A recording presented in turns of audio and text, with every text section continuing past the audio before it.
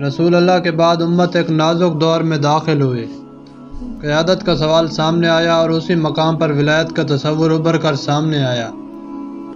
کچھ لوگوں کے نزدیک ولایت صرف سیاسی معاملہ نہیں تھا بلکہ ایک فکری اور روحانی ذمہ داری تھی جس کا تعلق قرب رسول، علم اور حق کی حفاظت سے جوڑا گیا۔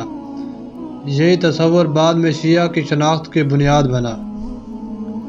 شیعہ کسی ایک دن میں وجود میں نہیں آئے، نہ ہی انہوں نے الگ رہنے کا فیصلہ ابتدا میں کیا۔ وہ خود کو اسلام کے دائرے میں امت کے اندر اور رسول کی تعلیمات کے تسلسل کا حصہ سمجھتے تھے، لیکن وقت کے ساتھ حالات بدلتے گئے، طاقت کا مرکز بدل گیا، فیصلے بدل گئے اور ترجیحات بھی بدلنے لگی۔ ایسے ماحول میں ولایت کے تصور پر قائم رہنا آسان نہیں تھا۔ شیعہ کی جدوجہد یہی تھی کہ وہ اپنے عقیدے کو زندہ رکھیں بغیر اس کے کہ وہ مکمل طور پر مٹ جائیں۔ انہیں ایک طرف اکثریت کا دباؤ تھا اور دوسری طرف اپنے نظریے سے دستبردار نہ ہونے کا عزم۔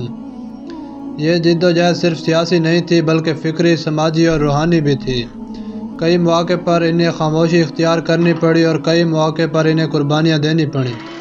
شیعہ کی بقا کا ایک سبب یہ بھی تھا کہ انہوں نے ولایت کو صرف نعرہ نہیں بنایا بلکہ اسے صبر، علم اور انتظار کے ساتھ جوڑ دیا۔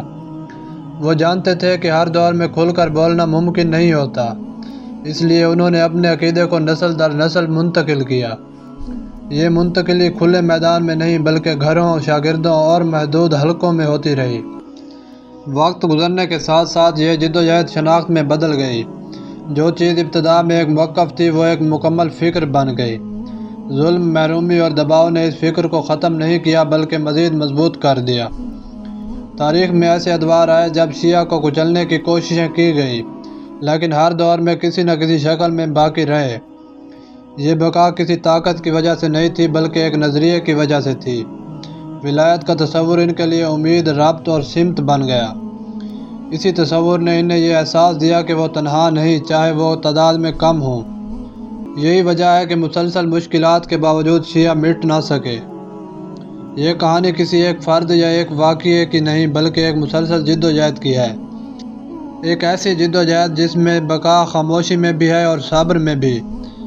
شیعہ کی تاریخ اسی کشمکش کا نام ہے کہ کیسے ایک گروہ نے اپنے عقیدے کو چھوڑے بغیر وقت کے سخت بہاؤ میں خود کو قائم رکھا۔